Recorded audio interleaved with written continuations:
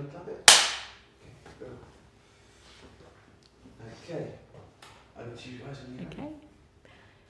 Yeah, so let's talk about your journey in AI, because Okay. I'm actually, I don't know, I think I'm really proud of where you've got to on AI, given maybe a couple of years ago you So I think what I like about being honest and sharing my own story about AI is I understand that there's a lot of people still, when they think about AI, feeling quite reticent. Yeah. My favourite analogy was this idea of sort of hiding in the wardrobe. Yes. about the whole subject. And I genuinely believe that had I not known you, been a fellow co-founder of the Future Collective with you, I'd be that person in the wardrobe firmly pretending that the whole thing was going to just be a storm in a teacup, a fad. It was going to, not catch on, whatever you'd want to say. And we've together, I think, we have been on quite a journey, because I think you've had to wrestle with that being the fact for a while. So I can remember when you first started to really immerse yourself in the subject, and you love innovation, you love technology, it's your thing. And you were forever kind of saying to me, oh my God, like I've achieved this, or I've done this, or I've found this, and it does this, come look at this. And I remember the day really vividly that you really happily were telling me that you'd managed to work with a large language model to mimic my style of writing, and you'd written a whole report on the future of retail.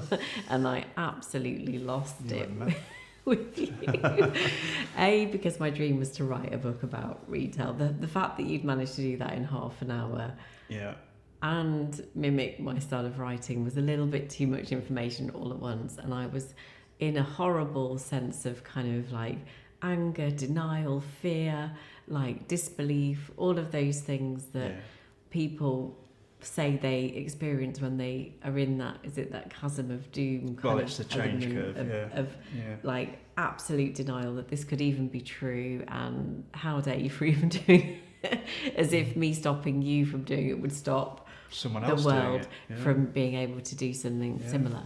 So that was me, like probably 2 years ago, about 2 years actually. ago, To me today, I've literally recorded and led a masterclass for Sage Accounting to, I think, about 3 million small business owners. 6 million, or a lot of small business owners, telling them how to get started with AI. That, if you imagine Kate kind of fear, denial, anger, depression over it, to embracing it fully and actually helping other people to do the same.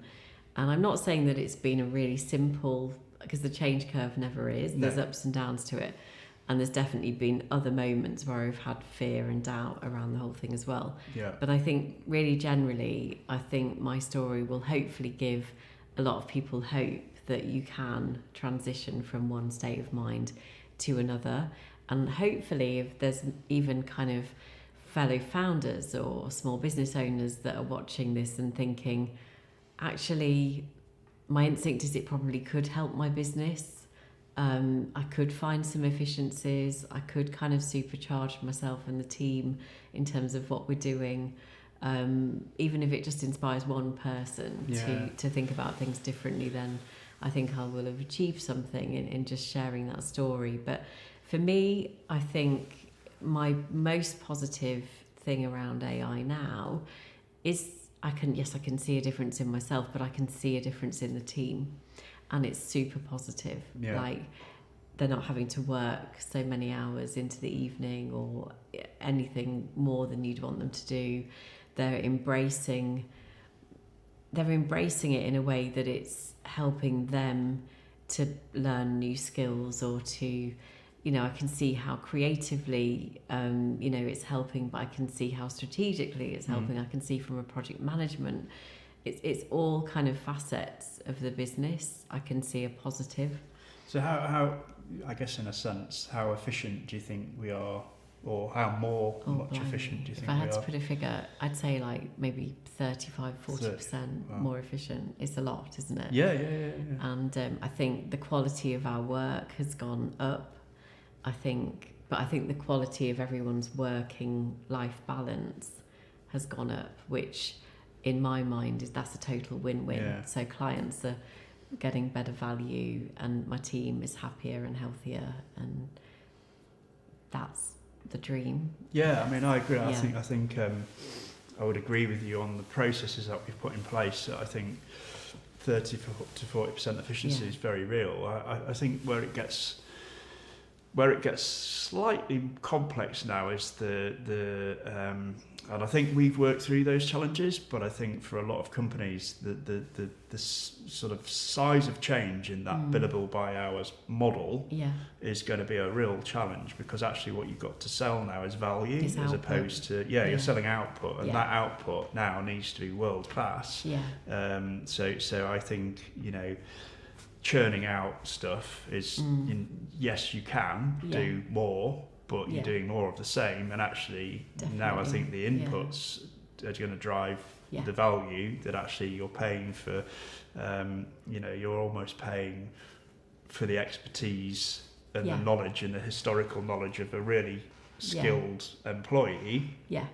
as opposed to a junior person that's just billing Yeah. by the hour, and Well, that's a real challenge. I Yeah, think. and I think I will always come back to you have to already know what good looks like. Yes. Which is to your point about experience and Yeah. kind of seasoned people that actually know their trade Yeah. inside out, and therefore are just augmenting kind of what they're doing through AI, as opposed to kind of Yeah. churning things out and going, yeah, I'm sure that's fine. I think it's kind of it's sort of still in the knowing of what you're dealing with. So do you think we could function without AI now as a business? No, and I think our whole team would not want us to, and I actually don't think our clients would want us to either, No. which is super interesting. Yeah, I mean, Yeah. like personally, we had the debate on I guess the cost of our software as a service licenses Yeah. was like eye-watering whilst we were getting to know the tools, and Yeah. now we know which tools work best, and it's settled down a little bit. But if you'd have said to me, a year ago, that I'd be paying £200 a month for one of the licenses that Yeah. I've got, I could not function without that subscription. Yeah. Now it's like It just gets it's you. worth like 5 people to me. Yeah, It's become part of what we do. yeah, really important part of what we do as well.